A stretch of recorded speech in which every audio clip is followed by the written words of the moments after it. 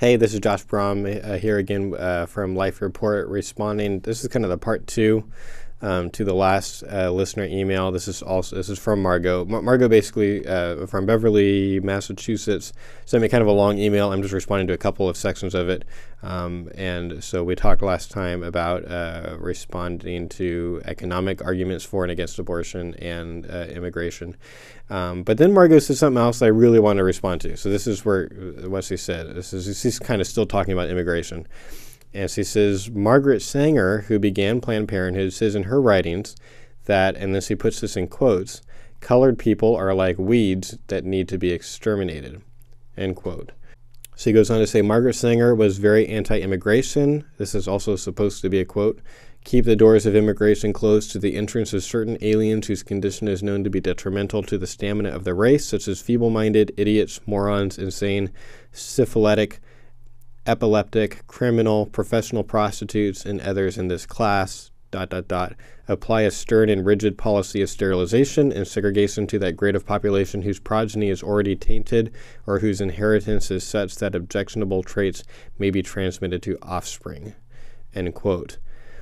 And then Margaret goes on to say, I'm confused as to why pro-choice advocates name Margaret Sanger, a racist and a eugenicist, as their founder, since even she did not condone abortion. This is another Margaret Sanger quote. To each group, we explained what contraception was, that abortion was the wrong way, no matter how early it was performed. It was taking life. That contraception was the better way, the safer way. It took a little time, a little trouble, but was well worthwhile in the long run because life had not yet begun, end quote. Okay. As I said before, I'm in a weird position of being a pro-life advocate who has pro-choice fans and pro-life detractors. And this is one of the reasons why I actually disagree with your view on Margaret Sanger. I think Margaret Sanger absolutely was a eugenicist, which means that Margaret Sanger thought that the human population should kind of, for lack of a better term, breed themselves the way we breed horses. We put healthy horses together and have healthy colts or whatever. And she kind of felt like, in the long run, and she wasn't alone, like a lot of society back in the early 1900s believed this.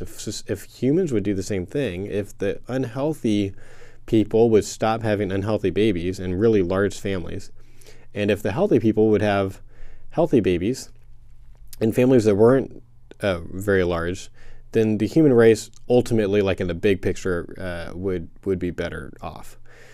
This is not a popular viewpoint anymore, but that was Margaret Sanger's view. I'm not convinced that Margaret Sanger was a racist.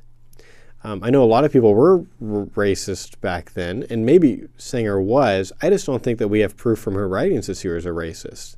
I think we know that Margaret Sanger hung out with racists. She allowed other racists to publish things in her the journal that she was like the editor for. So I think I'll hold her accountable for that.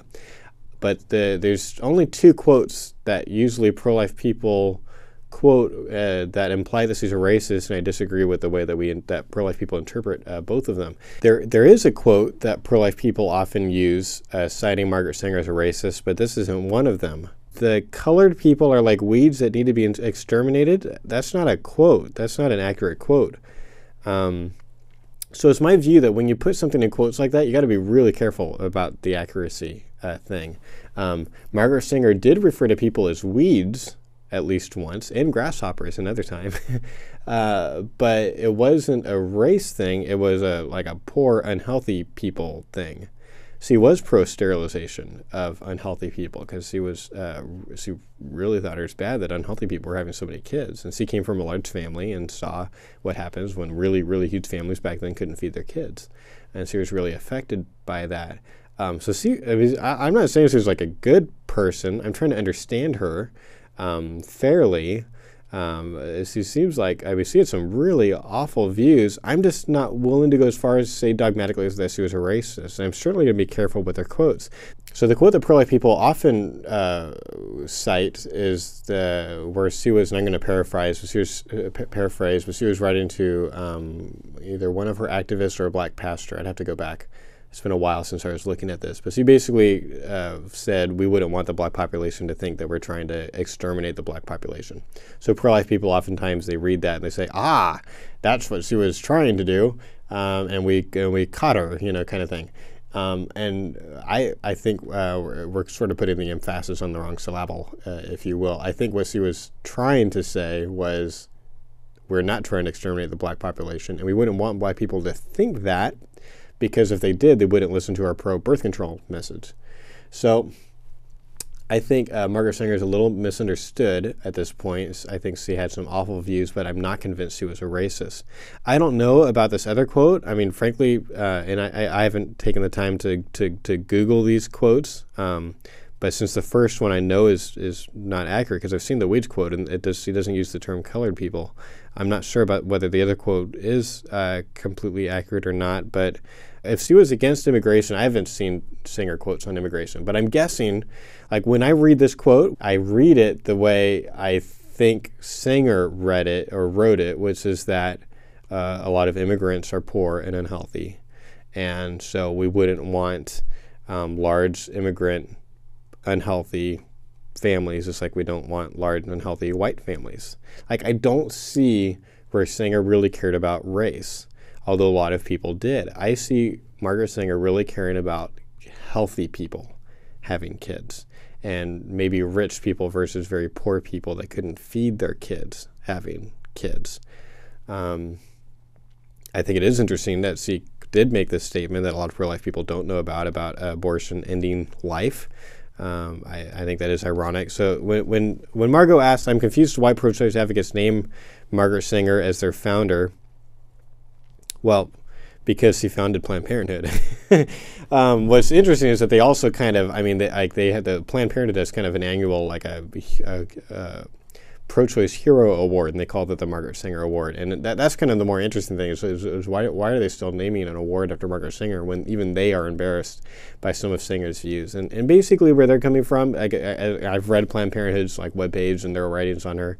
Basically they say, we don't agree with everything she thought, but she did a lot of valuable things. She was a really strong activist for birth control, and back when some birth control was illegal, she went to jail at least a few times for her cause. So kind of people see that and they're like, wow, what a hero for so much of what we believe. And they basically kind of brush off the eugenics or the eugenics beliefs on kind of like, well, a lot of rich people or a lot of people thought believed in eugenics back then.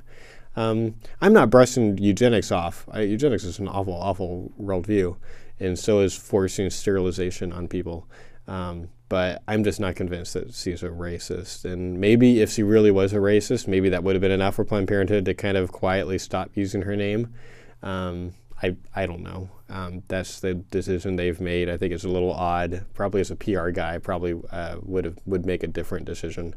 But maybe they feel like that would be like disrespecting the woman who founded their organization a long time ago. So Margot ends her email this way. She says, I can't wait to hear your answer. Unfortunately, since silence is seen as acquiescence, if I don't respond to my friends' questions quickly, they believe that I have no good rebuttal to their arguments, which is why I am so grateful for Life Report, which has helped me to refine pro-life arguments and deliver them in a more loving, discussion-enhancing way.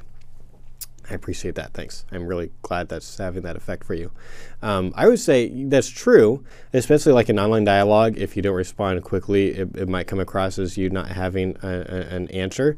Although you can kind of negate that by saying something like, "Oh, that was an interesting thing that you said. I haven't thought about that before. Let me go do some research and get back to you."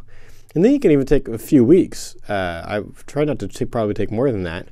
But you can go and try to find what really smart people have already said about it. There's not that many new arguments, although, well, we're coming up with some new arguments on bodily rights right now. But a lot of the stuff that's been said before, it's just a matter of kind of finding it. And maybe just, I don't know, shoot me an email. Although I know sometimes I don't respond to listener mail super fast. I'm trying to get better about that. But I think if you do that, then you don't have to feel like you've got to, respond immediately if you're not as sure about what you're talking about. So that's how I handle that. I sometimes will just say, hey, that's interesting. I haven't thought about that too much. Let me, try to get back to you. And everyone's fine with that. Because if as I've said, if you're a good ambassador for Christ, if you're knowledgeable, if you've got wisdom, so in the stand to reason, rubric, that would be, asking questions, listening, finding common ground when possible, and then having, kind of an attractive manner, that character, that humility. You can, get stumped on the argument but still win the person, versus knowing all the answers and being a jerk and losing the person. You don't want to be that person. So I appreciate your attitude, Margot, and wanting to learn more, and I'm glad that Life Report has been of some help for you, and God bless you.